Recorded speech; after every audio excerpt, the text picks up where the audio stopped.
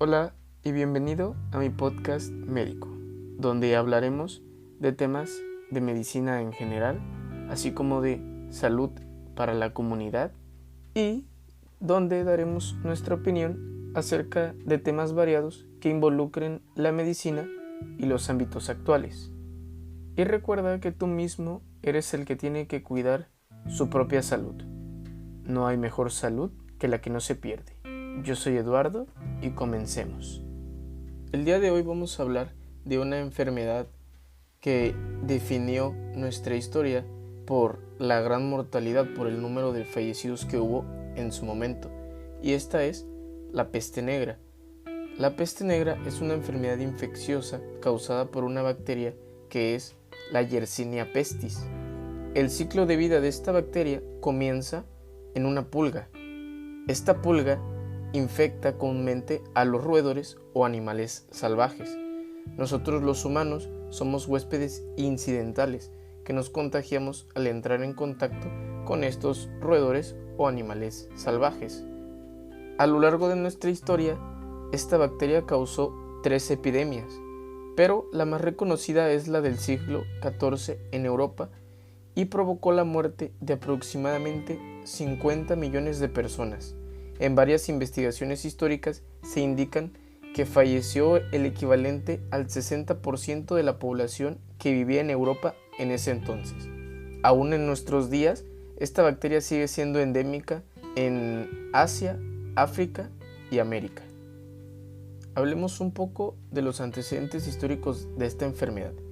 Se cree que la epidemia de la peste negra brotó en el siglo XIV por los años de 1346, cuando un ejército de mongoles atacó una ciudad donde había comerciantes italianos en lo que hoy se conoce como Crimea.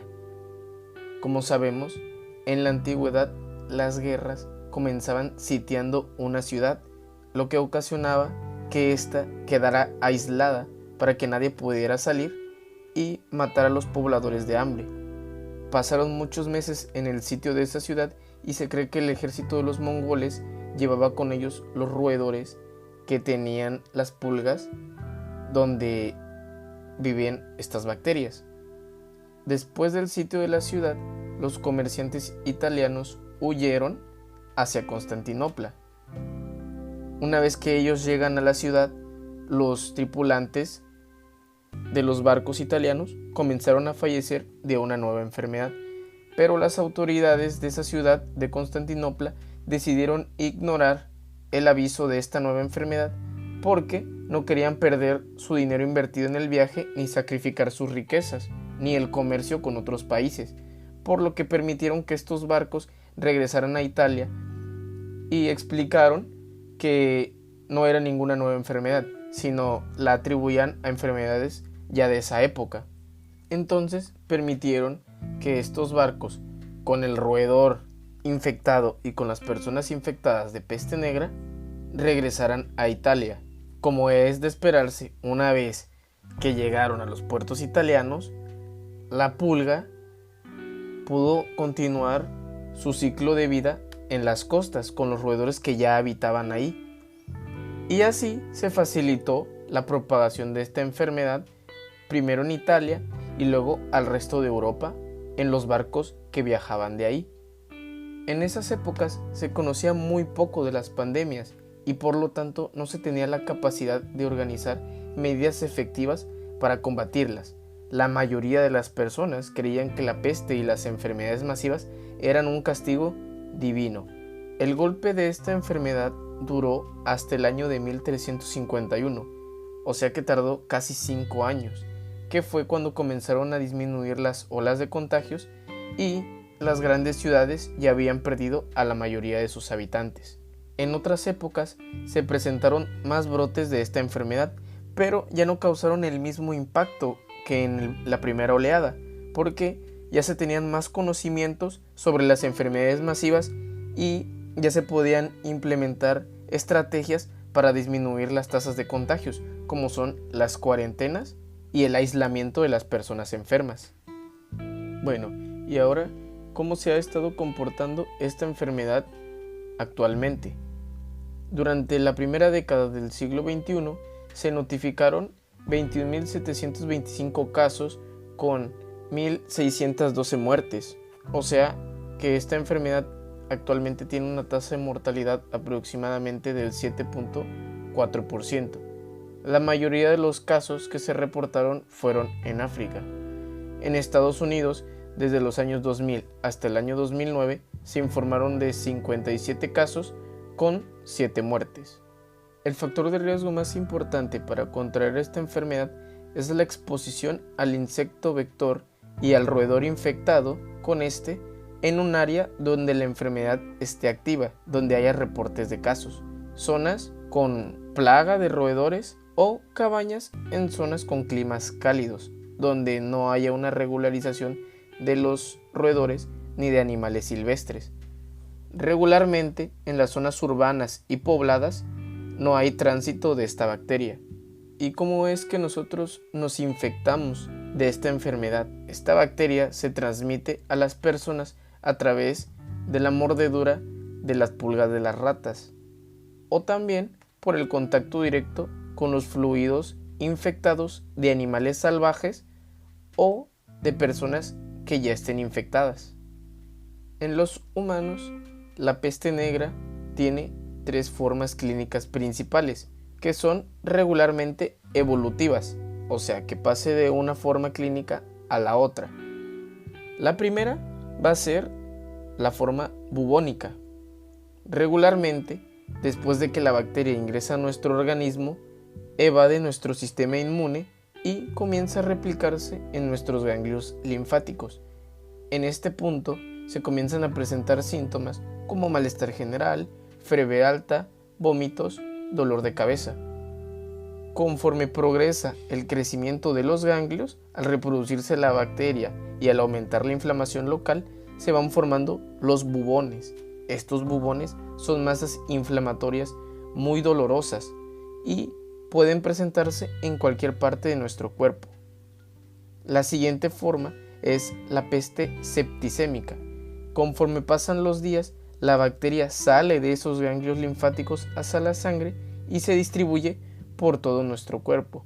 En esta fase se presentan los mismos síntomas que en la peste bubónica: la fiebre, el dolor de cabeza, la debilidad extrema, las náuseas y los vómitos.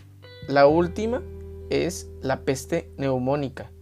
En esta etapa, la bacteria coloniza el epitelio de los pulmones, causando una neumonía mortal. Esta va a cursar con tos sangrienta, dolor en el pecho y una fiebre muy alta. Estas 3 formas clínicas pueden ser también primarias, que pueden establecerse sin la presencia de los bubones, principalmente en los pacientes que se infectan por inhalar las gotículas de saliva de una persona que ya está cursando la peste neumónica y que ya presenta tos, similar a lo que pasa con los virus respiratorios. Afortunadamente, en la actualidad ya se cuenta con medicamentos que pueden combatir esta enfermedad, pero las probabilidades de morir por esta infección son muy elevadas, que pueden llegar hasta el 50 y 90% sin un tratamiento oportuno.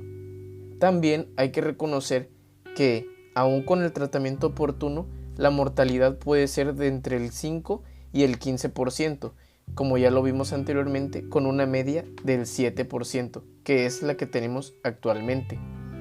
La etapa clínica más mortal es la peste neumónica, o sea que es la que causa el mayor número de muertes.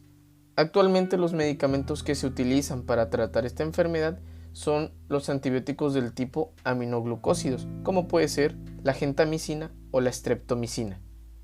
Bueno, ¿qué podemos concluir de esta enfermedad? La peste negra fue una epidemia que nos marcó históricamente. Esta enfermedad demostró qué tan importantes pueden ser las medidas de control higiénico y cómo los conocimientos adecuados pueden disminuir el tránsito de una enfermedad infecciosa y mortal. Esta enfermedad devastó a Europa del siglo XIV, como ya lo habíamos comentado, disminuyendo el 60% de la población en esa época, y causando solamente en esa zona 50 millones de fallecimientos. Otra reflexión que podemos tomar de esta enfermedad es que, a pesar de la gran devastación que causó en su momento, si podemos verlo de cierto punto de vista, la historia se volvió a repetir, porque como lo mencionamos en los antecedentes históricos, esta enfermedad fue detectada antes de llegar a Europa. Una vez que los barcos que tenían las ratas infectadas y los pacientes infectados llegaron a Constantinopla, las autoridades decidieron que pudieran transitar libremente, porque si retiraban las mercancías o impedían que estos barcos transitaran, iban a disminuir el comercio y por lo tanto iba a afectar económicamente a esa población. Lo mismo ocurrió al manejar nuestra situación actual con el COVID-19. Si se hubiera implementado una estrategia más agresiva para impedir el tránsito del virus, por ejemplo, cerrando las fronteras y evitando que una población saliera al exterior, se hubiera disminuido notablemente el tránsito de la enfermedad.